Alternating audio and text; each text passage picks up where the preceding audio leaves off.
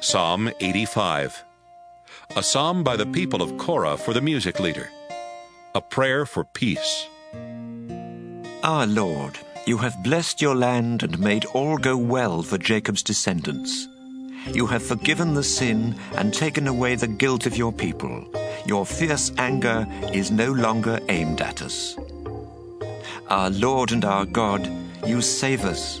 Please bring us back home and don't be angry. Will you always be angry with us and our families? Won't you give us fresh life and let your people be glad because of you?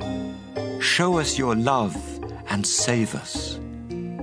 I will listen to you, Lord God, because you promise peace to those who are faithful and no longer foolish. You are ready to rescue everyone who worships you, so that you will live with us in all of your glory. Love and loyalty will come together. Goodness and peace will unite. Loyalty will sprout from the ground.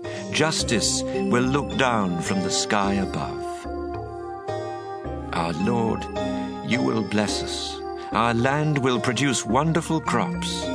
Justice will march in front, making a path for you to follow.